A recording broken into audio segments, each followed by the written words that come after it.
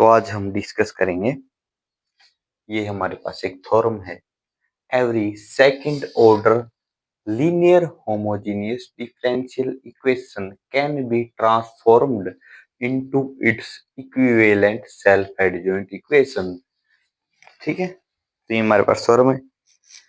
तो इसमें हमें बताना है कि हम कैसे एक second order linear differential equation को सेल्फ एडजॉइंट बना सकते हैं। ठीक है, तो चलिए इसका प्रूफ स्टार्ट करते हैं। प्रूफ यहाँ से स्टार्ट हो रहा है इसका। Consider a second order linear differential homogeneous partial differential equation. तो ये हमने कंसीडर कर ली।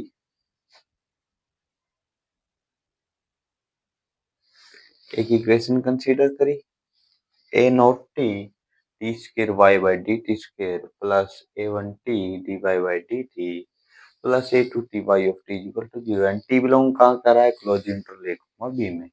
तो ये हमने डिस्कस कर, ये ले ली, कंसीडर कर ली। अब where a not t equal to का क्या है, 0। यदि 0 हो गया तो ये सेकंड ऑर्डर की नहीं होगी, तो ए नॉट टी को हमारा नॉन जीरो होना पड़ेगा। ठीक है, और ए नॉट टी कहाँ बिलोंग कर रहा है, C2 क्लोज इंटरवल ए कोमा बी। ए वन टी कहाँ, C1 क्लोज इंटरवल ए कोमा बी में बिलोंग कर रहा है, और ए टू टी हमारा C क्लोज इंटरवल ए कोमा बी में बिलोंग कर रहा है। ये आपको पता ही होगा, ए टू टी का मतलब है कि ये कंटिन्यूस क्लोज इंटरवल ए कोमा बी में, मतलब ये इसमें कंटिन्यूस होगा। ठीक है, ऐसे यदि ए वन टी की मैं बात करूं, तो ए वन टी में क्या होगा कि इसका फर्स्ट ऑर्डर का डेरिवेटिव है वो कंटिन्यूस होगा। तो ऐसे ये होता है, ये हमें पढ़ लेना चाहिए, कि देख लेना आप। ये इसको ये बोलते हैं इफ। अब आगे बात आती है कि if derivative of a not t is equal to a one t, यदि ये आ जाता तो हमारी सेल्फ एडजॉइंट इक्वेशन हो जाती है। हमने पढ़ा था, if derivative of a not t is equal to a one t के इक्वल आ जाए, then the given differential equation is self adjoint. तो ये जो इक्वेशन हो जाएगी वो हमारी सेल्फ एडजॉइंट हो जाएगी। We have nothing to prove, तो हमें कुछ भी प्रूव करने की आवश्यकता नहीं है। ठीक है, तो अभी अभी देखते हैं।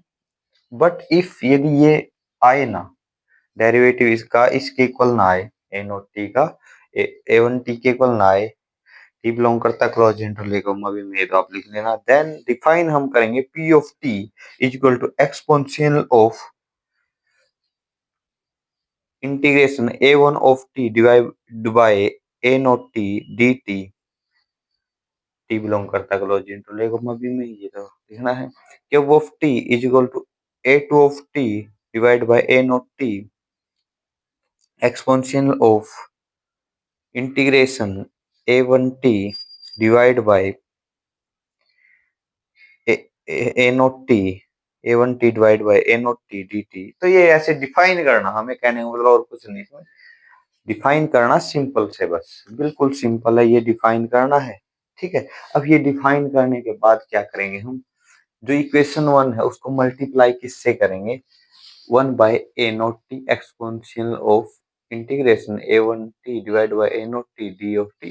ठीक है, तो ये हमारा बन जाएगा इस प्रकार से। यदि मैं इसको इससे फर्स्ट से मल्टीप्लाई करूं, तो ए वन टी से ए वन टी कैंसिल हो जाएगा हमारा, तो बचेगा क्या, ये बचेगा एक्सपोनेंशियल ऑफ, ये जो है हमारा ये बच जाएगा exponential of integration a one T divide by a not t d of t, ये बच गया, और d square Y by D T square.